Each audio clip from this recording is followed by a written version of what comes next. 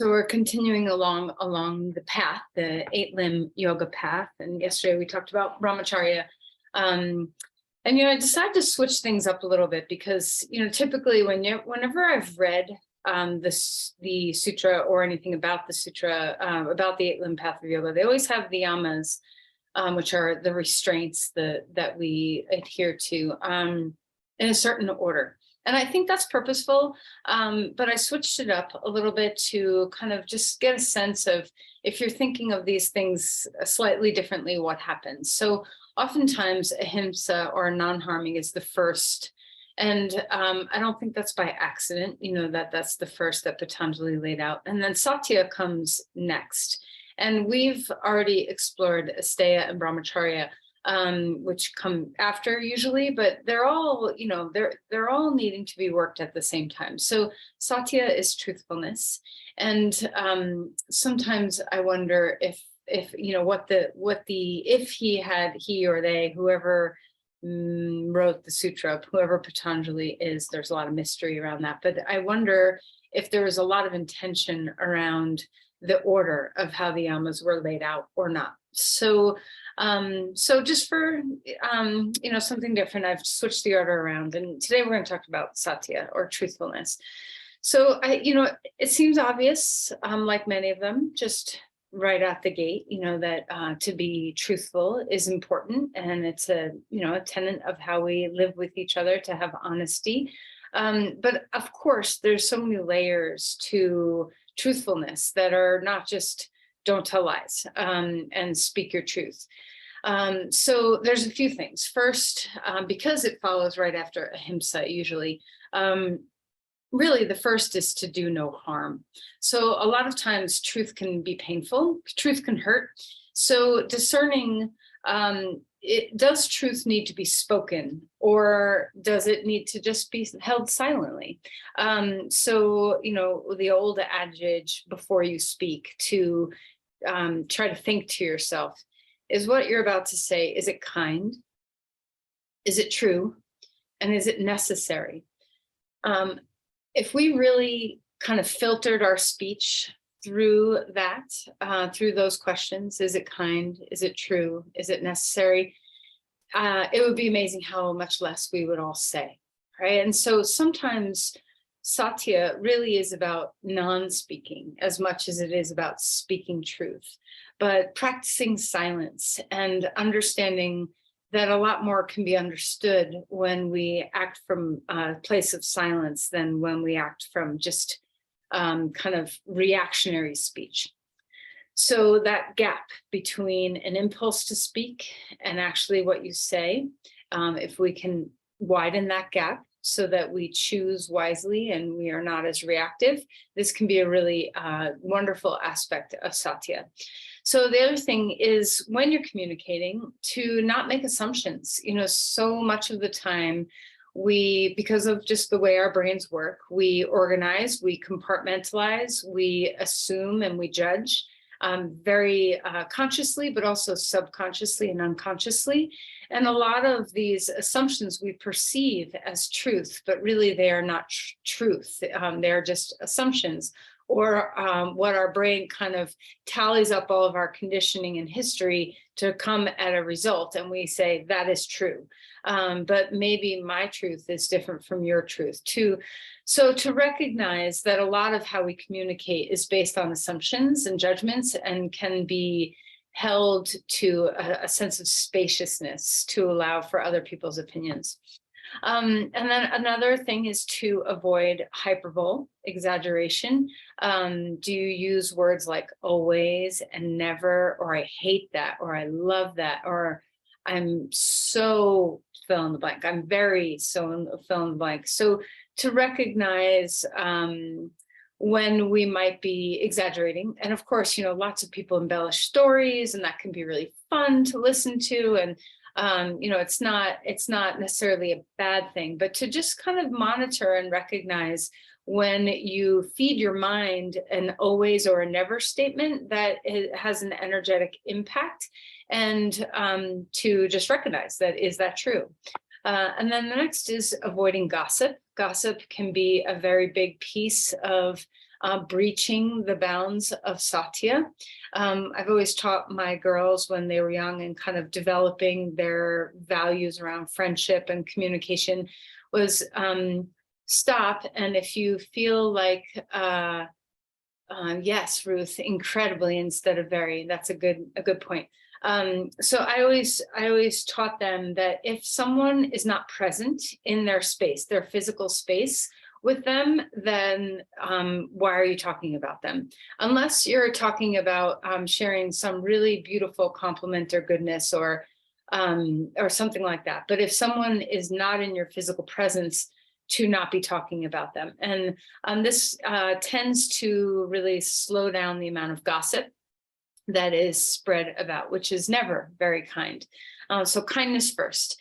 And then lastly, to notice your limiting beliefs. So what you say inside your mind, is it the truth? You know, we all have self-talk that is based upon limiting beliefs of what we've been told we're good at or not good at, or how we've been shamed in the past. We form opinions of ourselves and others.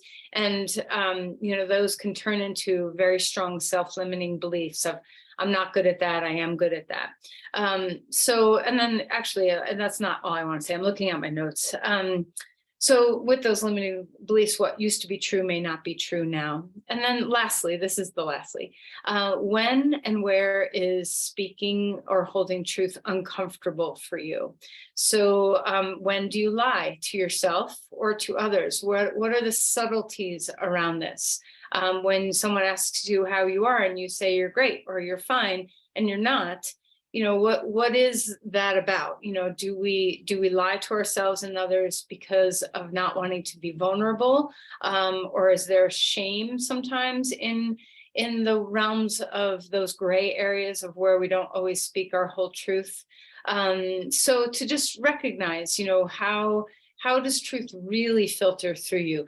And very lastly is speaking your truth, you know, kind of uncovering what it is, what your truth is a task of a lifetime. So, and always remembering, is it kind? Is it true? Is it necessary? Okay, so let's sit up straight and tall and take a moment to drop our awareness and our attention into the body.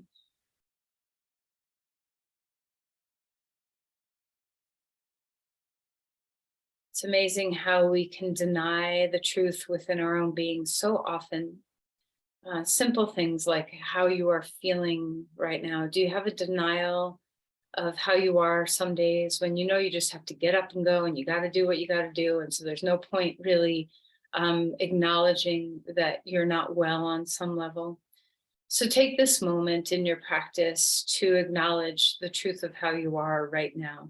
There's no judgments or expectations for this next hour, only presence.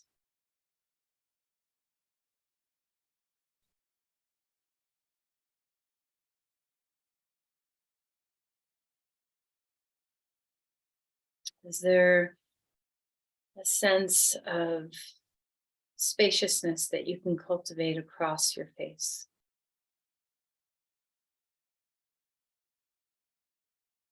Can you melt through your eyes a little bit more thoroughly, fully?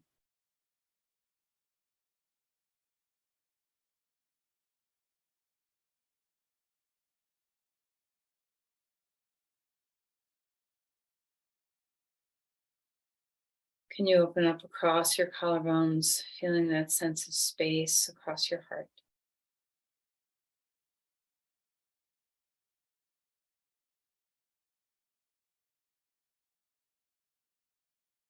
Do you have a feeling of groundedness?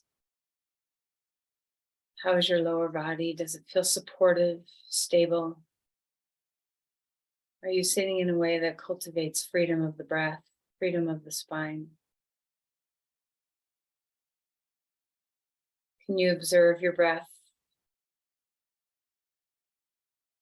One of the beautiful things about embodiment is that our breath and our body don't lie.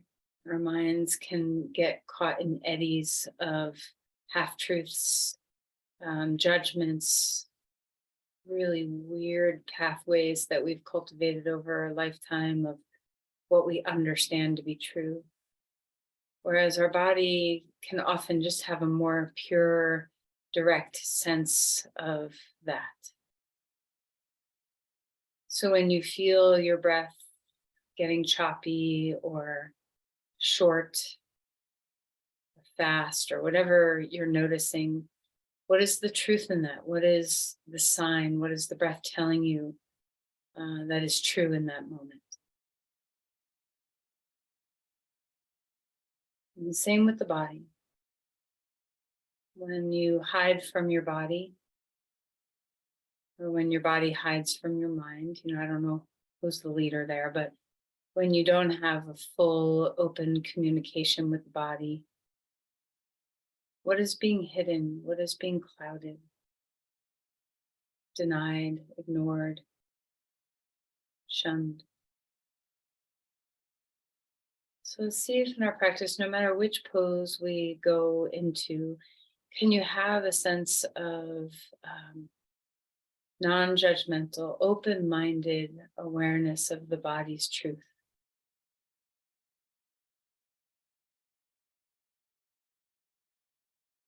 Let's place your hands together at the heart and bow in.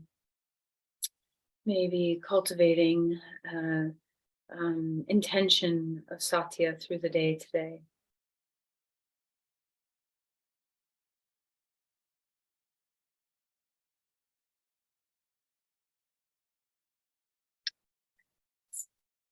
And then release the hands and find your way onto your mat on your back. All right, so as you lie down, notice once you get horizontal, how does your body feel? See if you can inquire and ask questions instead of direct or demand answers. Have that sense of beginner's mind within your body, within your actual mind. So go ahead and begin to stretch your arms overhead. Find that sense of length and space where we're reaching and reaching. And maybe stretch one side and then stretch the other side, and notice your shoulders and your ribs and your spine and your hips. And then bring your knees into your chest and rock a little bit, swaying from side to side.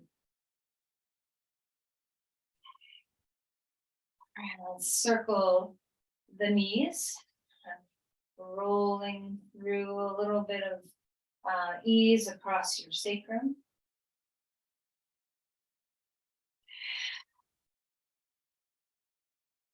And move the other direction.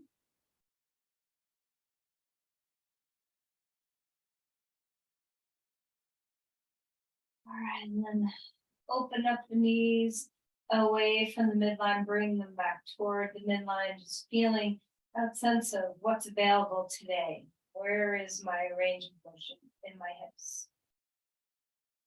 And then grab onto your right knee, stretch your left leg on the ground and roll around in your ankles. See if you can wiggle your toes and have some freedom there. Change sides when you're ready. Left knee and right leg long. Feel free to move around.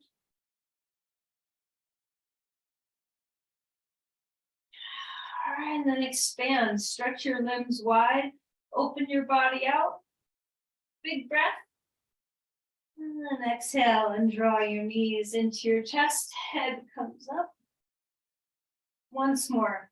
Open big and wide. How's your body feeling? What's open? What's free? What's not? Knees in, head up. Release your head down. Let's roll over onto your side and come up onto your hands and your knees. All right, so as you come onto all fours, start to move your spine. So you can lift your tail and head and then drop your tail and head, maybe a couple of rounds of some cat-cows. So we feel into the sense of mobility and movement.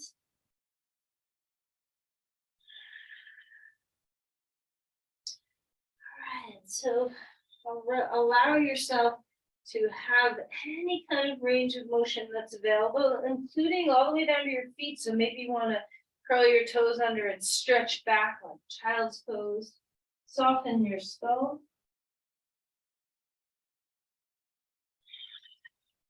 Okay, and then come to a flat back. Find that sense of neutral. Inhale, reach the left arm up in the air. Exhale and slide that shoulder down, finding a twist in your body. Shoulders away from the ears, breathing well.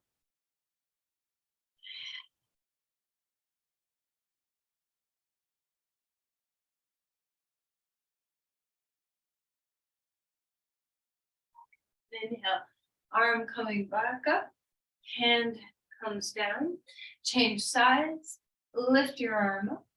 Exhale, slide that shoulder down, gaze toward the floor. Breathing deeply, feel that sense of openness across the backside of the shoulders.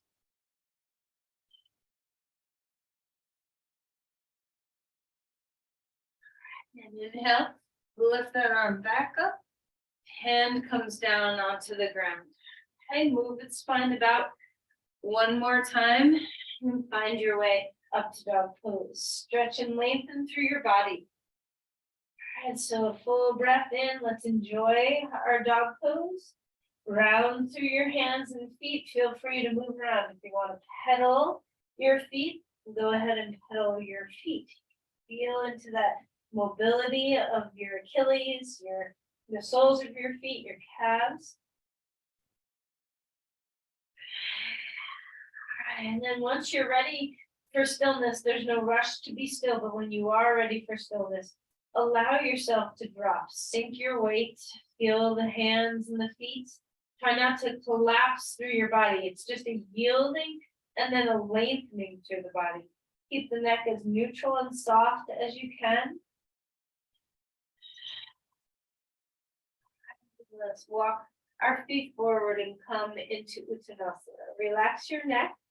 Feel a sense of ease, and you can bend your knees as much as you want.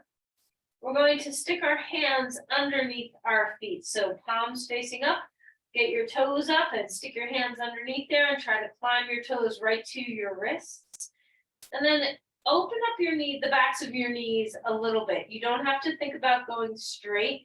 Try to keep the spine neutral, but lift the sit bones and lift the toes a little bit.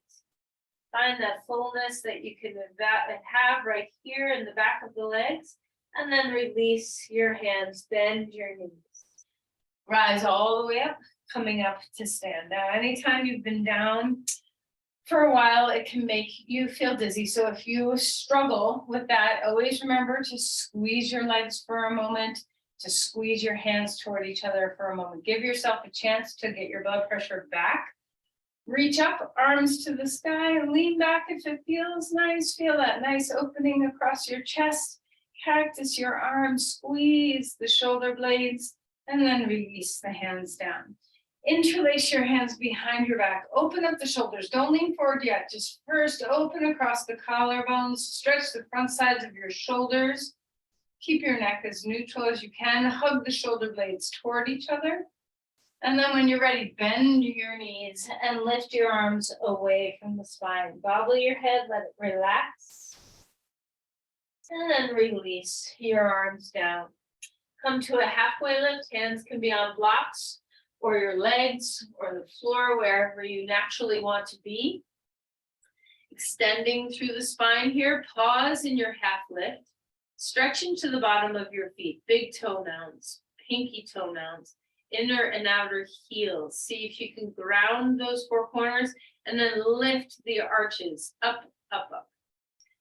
Breathe well and then relax and melt. Step your left foot back. Right foot is forward to a lunge. Go ahead and place your knee down onto the ground and open up through the hip flexor of this back leg. Just have a moment. Let that fullness of your thigh and your hip open up. And then we're going to curl the toes back under and start to move like we usually do. Bending your front knee, chest open, straightening your front leg, bow the head. Feeling into that range of motion, what's here?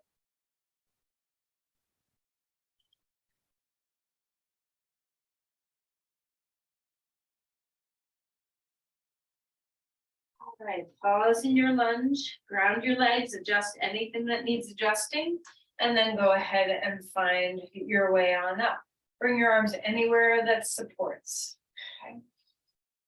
All right, bend your back knee a fair amount, maybe a little bit more than you might think to do. And just see if you can get the pelvis to stabilize where you're nice and neutral. And then start to straighten that back leg a little bit more without losing the stability of the pelvis. Engage your core, pubic bone lifting. Find the breath again. All right, and then we're going to release your hands down onto the ground. Bring your back foot forward. Fold again. Let the neck soften. A halfway lift. Sit bones high, backs of the knees stretch open, and then melt. Again, step back with your other foots. Now our left foot is forward, right foot is back. Place your knee on the ground, open up those hip flexors. Feel into the beautiful stretch in the front of your hip. Breathe. Remember, we're listening to the truth of what our body is offering moment by moment. So pay attention to sensation. Embody as best as you can. See if you in your mind starts trailing off in a different direction. Just gently harness and bring yourself back to the awareness of breath and sensation.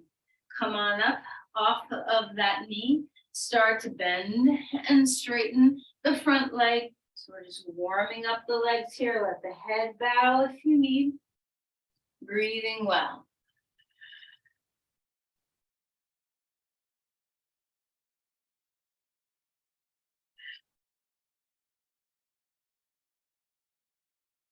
All right, find a lunge, ground your legs. Come on up, bring your arms to the sky if that's how your body supports best right now. And then we're going to bend your back knee so that you feel like you have that sense of really being able to stabilize the pelvis. Feel free to move the hands in a different place. Find that sense that your pubic bone is lifting up toward your navel. Press your front foot down into the ground. Try not to come out of your lunge. Then begin to straighten that back leg a little bit without changing the shape of your low back and pelvis as best as you can. And release the hands down to the ground, dog pose. Let's take our feet a little wider. Turn your toes in so that you have a little bit of an internal spiral in the thighs. Push off the hands well so that yield, push and reach is here. Melt through your skull. And then bring your feet back to neutral. Come forward into a plank. Steadiness, sturdiness.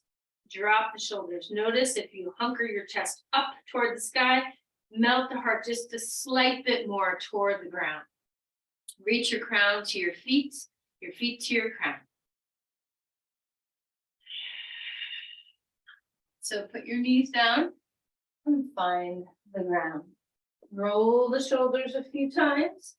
Find that stability in the pelvis. Rise all the way up. Cobra pose. Exhale and melt to come back down. Again. Reaching on up. Exhale, melting on down. Come to a very, onto all fours for a moment. And then when you're ready, a very wide-legged child's pose. Let your hips open. Breathing deep.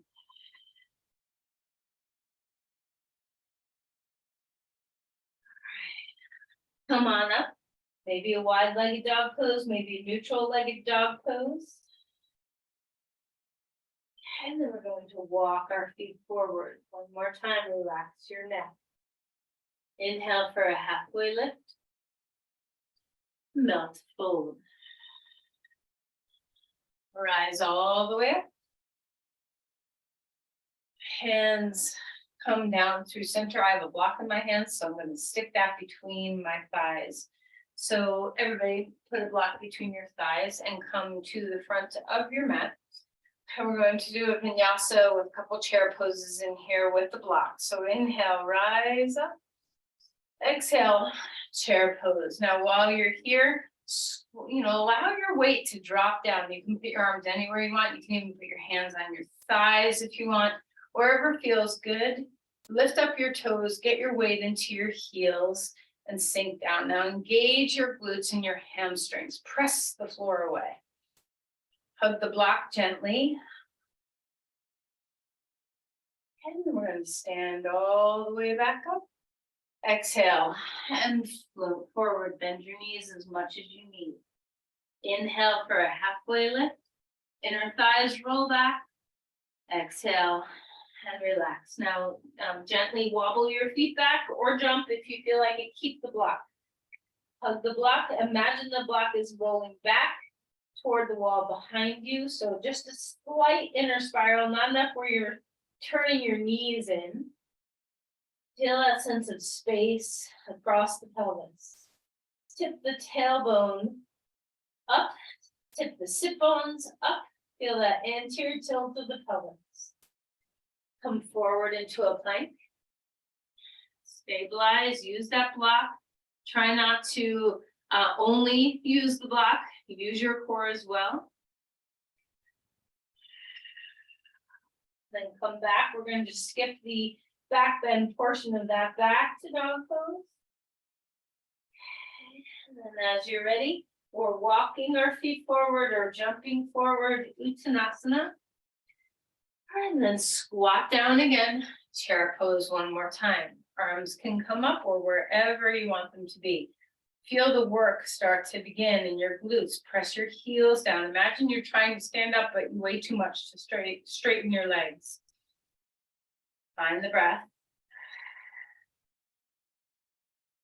And then come on up to stand. Take the block out of there. Breathe, take a deep breath, open up through your heart.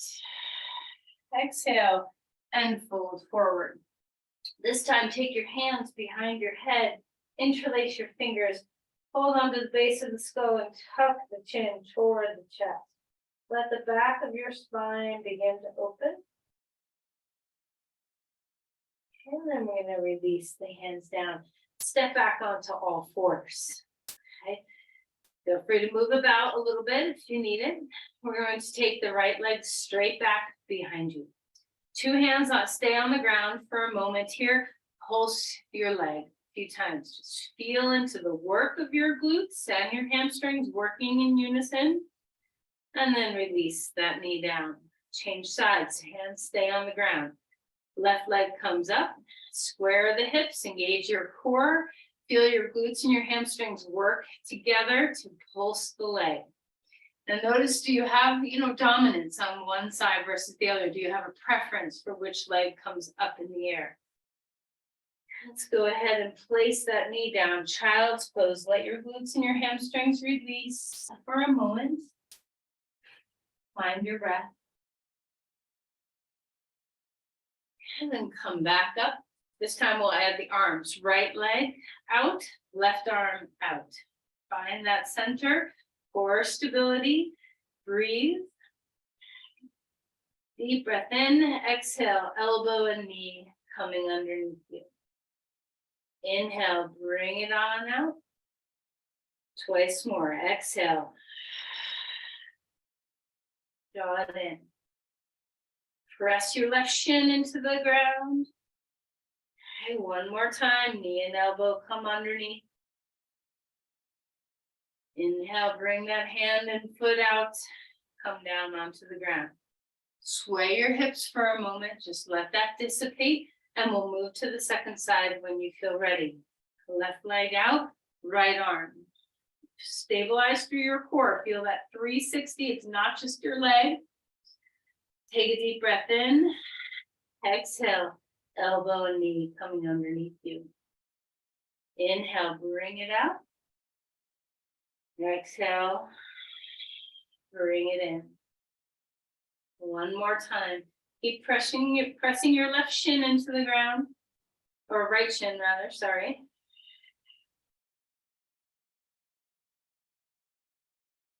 All right, hand, knee, down, child's pose. Just open up through your glutes, let your hamstrings relax. Come on up to dog pose. Feel that opening, stretch through the backs of the legs, yield. And then as you're ready, walk your feet forward. Climb up to stand as you feel ready for it. Now go ahead and take your body, turn sideways to the long edge of your mat. Okay. You can hold a block if you want, or no block if you want. Most of you have done this with me lots and lots of times. So we're going to move into the right leg and we're going to cross over to the left and come back up. Now, your posture might be just right here. You know, you might have little movements with your lunging, okay, with your squatting. You might have bigger movements. So just see where your body goes, okay? So over to the right, crossing over, push off.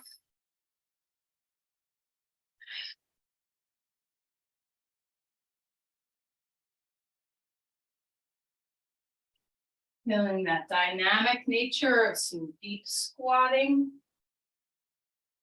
One more time. Coming on up.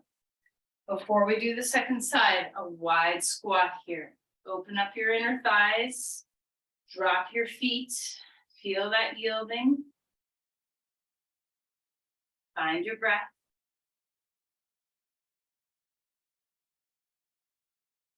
And then we're going to come all the way back up to stand. Okay. Moving through to the other side. Okay, we're going to move over to the left. Come back around and up through the right and around. Now, you do not have to do big arm movements, and you do not need to do big leg movements. This can be a very subtle little shift from one side to the other, or it can be a much bigger, wider experience. So take the course that is right for you today. Remember, we're listening to embodiment, we're listening to breath, paying attention to what feels supportive. Okay, standing star. Okay. Place your hands lower, take your feet in. We're going to come to a squat, so take your feet wherever you like to squat and find just a neutral squat. So I like my feet just on the edges of my mat, but you know, you might have narrower stance, more comfortable, so whatever feels good. Elbows can be on the knees or inside the knees. Breathing well. Now, unless this makes you dizzy, we're going to just do some squats. Okay, so standing on up. Big breath. Exhale. Squat down. Inhale. And you might notice, oh, I want my legs a little closer, my feet a little straighter. Just find what feels good for squatting for you. Remember, you don't have to go super low. Stick your butt out. Notice if one leg prefers this over another. You can experiment with different widths apart with your legs, different positions with your arms. Make sure you're breathing.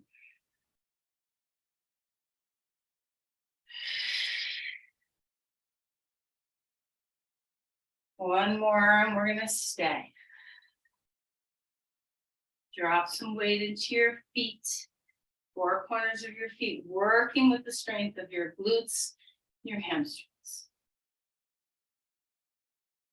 Hands come down, legs come up. Take your feet wider on the mat again, so turn sideways if you need. Put your hands on blocks or on the ground or out in front of you. So whatever pathway feels really good, just open up the hamstrings. Turn your toes straight, maybe even in. Wide legs. We're gonna come down into a squat into your right knee, left leg is open here. Finding the breath.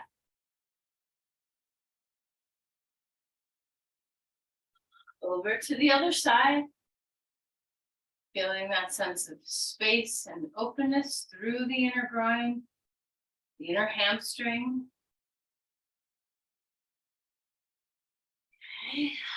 And then back to center and come up to stand. Some wide squats, wide goddess squats now. So the legs are wider. If you're dizzy, just pause for a moment, find your way. Deep breath. Remember, you do not have to go super deep. Move your arms any way you want to move your arms. Adjust your feet in any way that needs adjusting.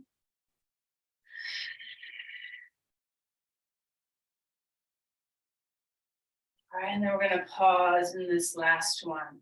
And you can put your hands on your knees. You can put your hands on your hips. You can go a little higher. You can go a little lower. You can have your hands up in the air or palms together.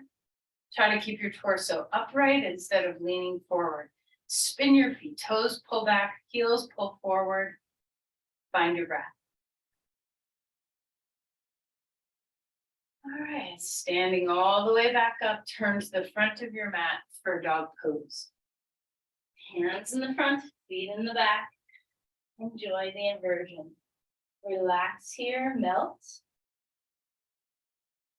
Full breathing. Come forward into a plank. Stabilize through your core. How is your breath? What is it trying to say in this moment?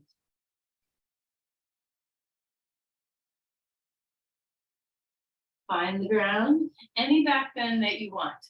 So just find something that feels good in your body. When you're ready, relax. Come up onto all fours. And we're going to find our way onto our back. Okay, so as you find, we're going to do some moving bridges and then hold a bridge. So our feet are hip width apart here.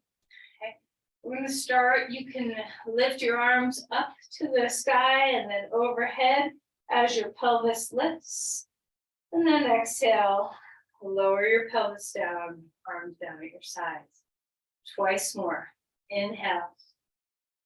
Pelvis lifts up, arms overhead. Exhale. Lowering back down.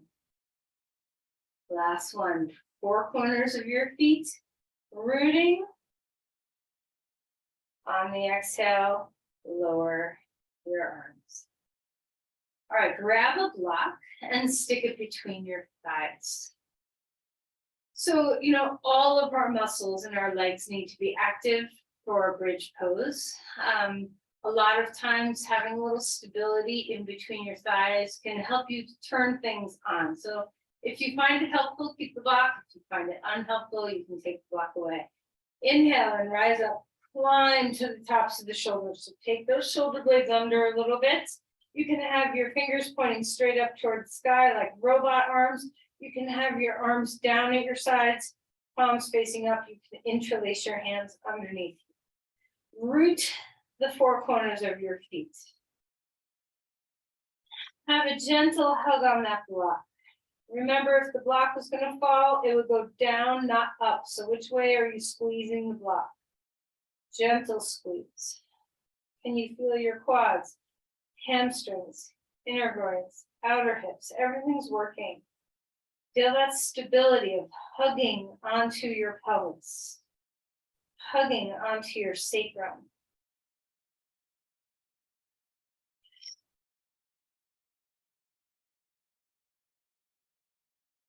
All right, and then lower the block or the body down and take the block out of there. Okay, let's windshield wiper our knees. Just go left and right. As your knees go right, turn head left. As your knees go left, turn head right. Let your neck be as soft and neutral as you can.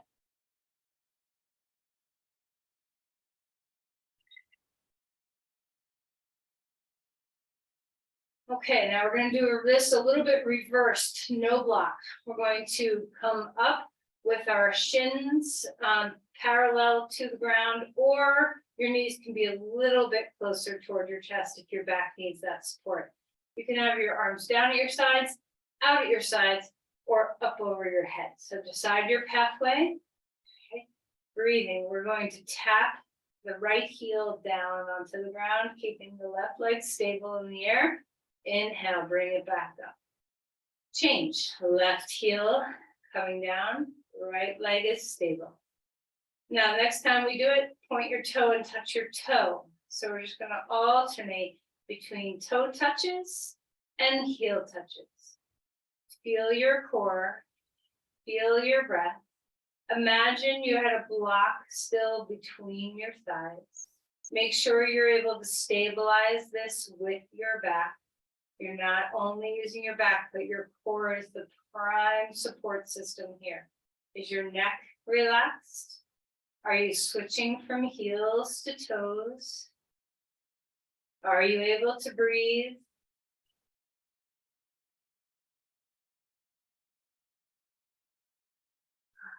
Once you're done with the round of toes tapping, bring your knees into your chest and relax.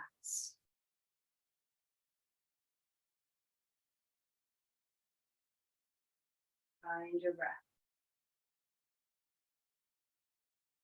Okay.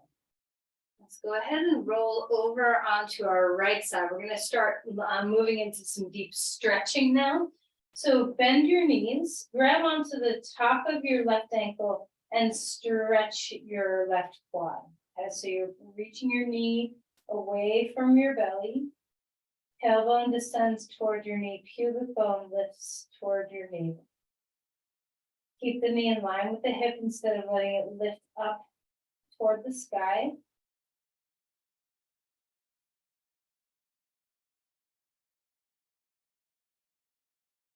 And then come back up and roll over onto the other side. You can always use a block under your head or a blanket if you need support. Grab onto your right foot. Bring your foot close to your buttocks. Descend the tailbone toward your right knee. Lift the pubic bone toward the belly button. Try to stack your hips so that you're not leaning forward. Try to keep your knee in line with the hip so it's not lifting toward the sky.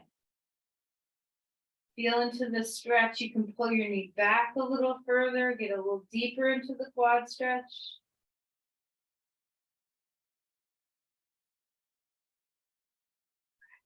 Relax and melt to come out of there.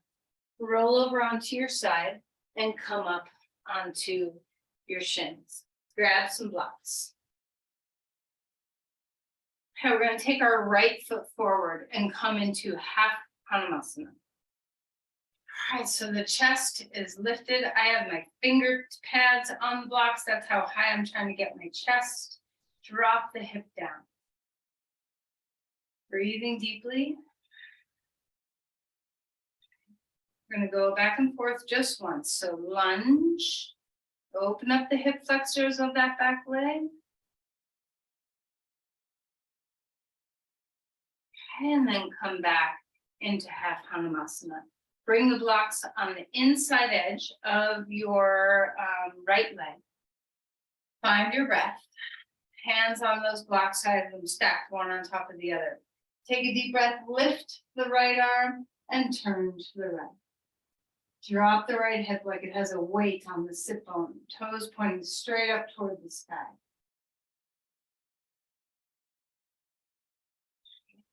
Relax and come down to child's pose. Just let your legs soften.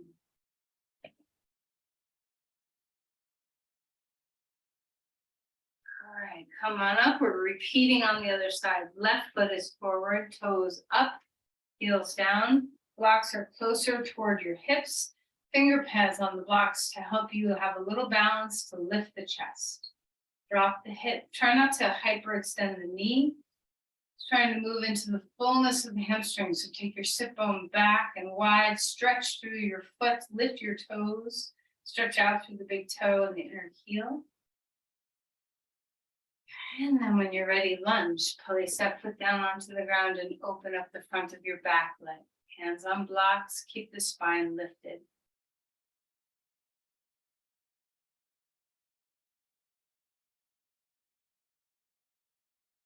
All right, come back. Stack your two blocks, one on top of the other on the left side of your right leg. I'm sorry, the right side of your left leg.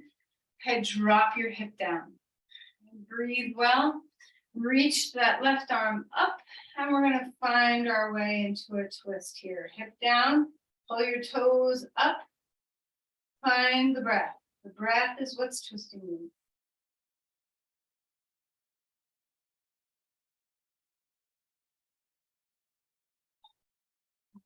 Relax and melt that. Bend your knee, come up to stand. An Uttanasana with your blocks. Come to a halfway lift if it feels nice. And exhale and melt. Relax your skull. Tip the pelvis. So we're not moving from the back, we're moving from the hip joints. Roll the femur bones over, roll the pelvis over the femur bones, lifting the sit bones high. Step your left foot back, right foot is forward, hands on blocks. Extend into Parsvottanasana legs. Ground your big toe, right big toe, reach the right hip back. The spine stays long and spacious.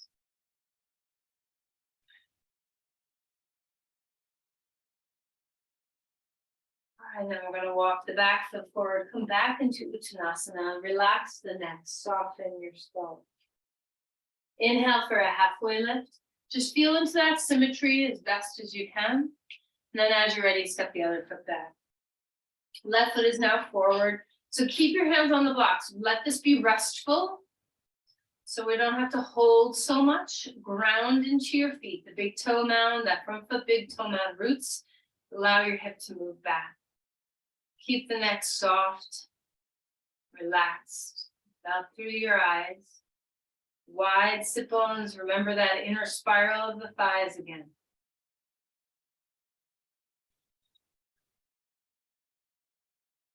All right, again, bring the back foot forward, hands down onto the ground, dog pose. All right, so feel into the symmetry. Let your body relax into that, let your head melt. Yield, hands, feet, feel that ground, and then rise out. Feel the spaciousness as best as you can. Come forward into a plank as you're ready. All this work we've done with the glutes, see if you can feel that sense of stabilization through your core, supporting you. Okay, come halfway down or all the way down, up dog, cobra, any other back bend. Feel your way. Big, huge breaths. Exhale and melt down. Child's pose for a moment. Take your time. You can just stay on all fours for a moment. Just let all of that work just release in the body. Melt through your skull.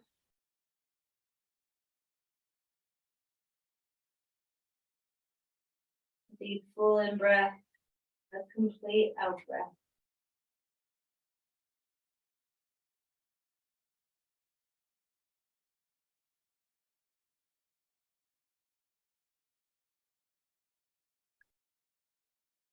All right, so come up to sit and grab a strap and a blanket.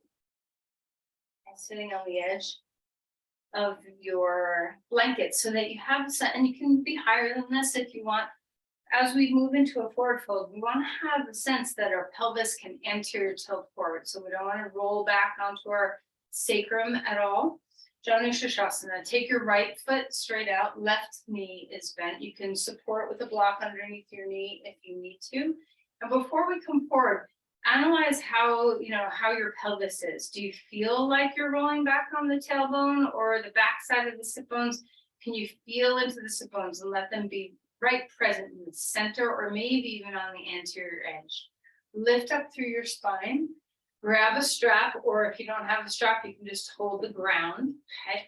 Wrap a strap around your foot and lift up. Let the back stay long and spacious so we're not rounding and folding forward, keeping open Big breath here. Extend the heart toward the toes. Keep the toes pointing straight up, a little inner spiral of that thigh.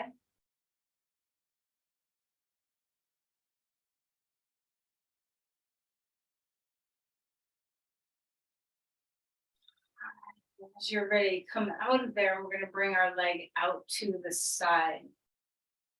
Hold on to the strap, take a deep breath in and stretch up and over. Ground through your femur bone. Try not to hyperextend your knee. Imagine that you have a sandbag, some weight on this left thigh. And go as far over as your body says to go, but no further. So remember, we're listening to the truth of what the moment needs.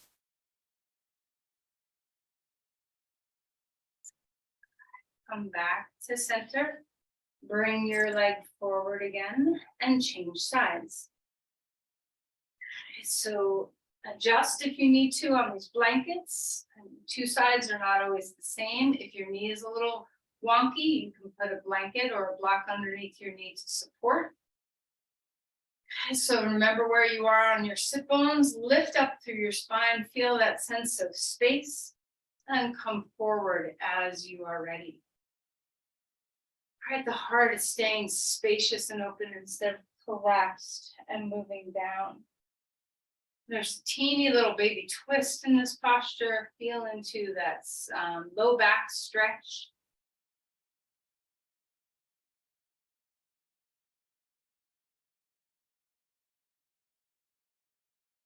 And then come back up. Take the block or the leg out to the side. Still have the strap wrapped around your foot. Feel into that sense of openness through the side body. Reach your arm up as you drop your sit bone down.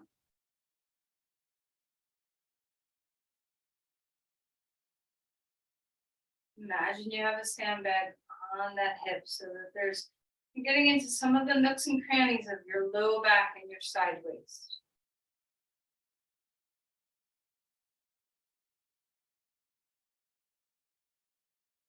Okay, come back. Now both legs come wide. Find yourself leaning forward with your chest broad. Stretch your feet. Toes up toward the sky. Thighs moving down. It's very easy to overstretch the attachments of your hamstrings in this pose, so be very mindful.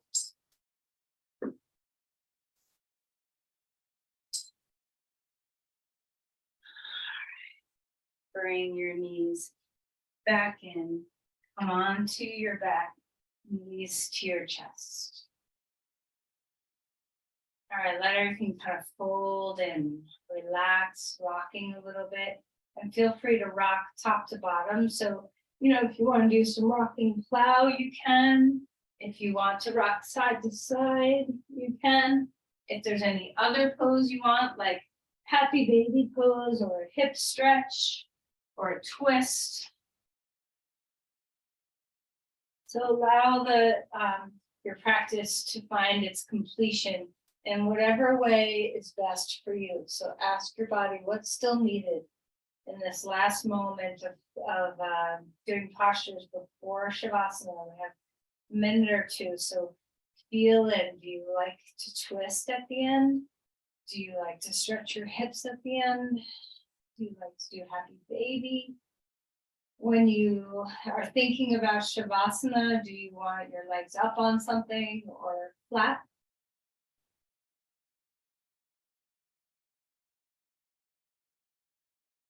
There's no rules, there's no right way, there's no wrong way. Listening to the body.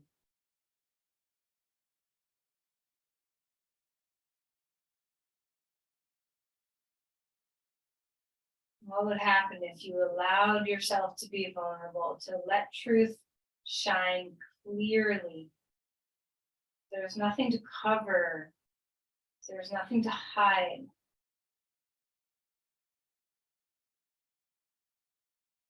Can you, as you begin to move towards Shavasana, there's no rush to get there. But when you commit to the position, however you want to be, flat on the ground or knees supported, can you commit to a sense of openness? Yes, a sense of honesty in the body as we find Shavasana. Lay yourself bare. There's so many masks and covers that we wear. See what you can do to just lay yourself bare. Melt. Even our tension patterns can be ways that we lie in our bodies, the ways where we hide in our bodies. What are you holding back? What can you surrender? What can you trust?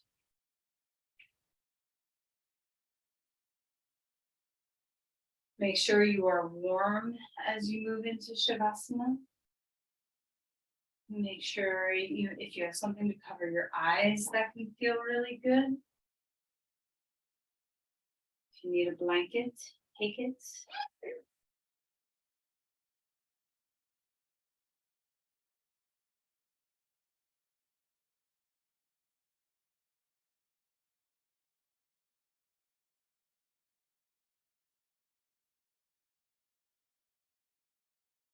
What does it feel like to lay yourself bare?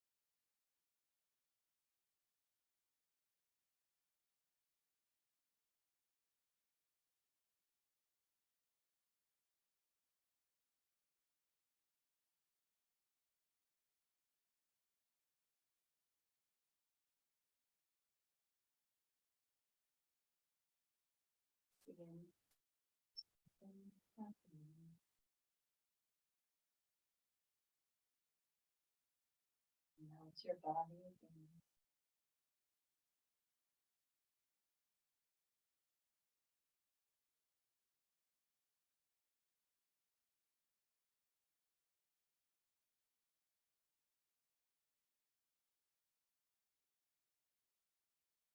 Actually, find your way onto your side.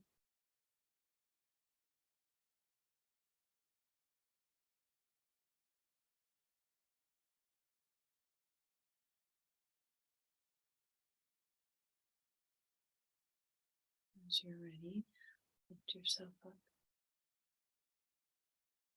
Come to a comfortable seat.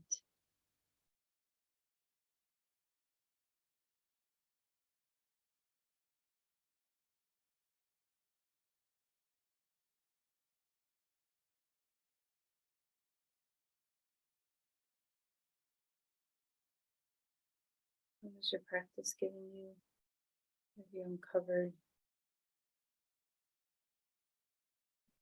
Can you clear away any darkness around your heart and let it shine?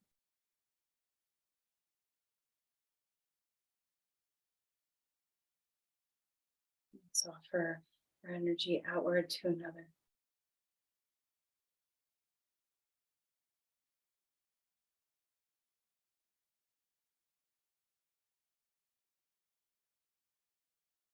Namaste.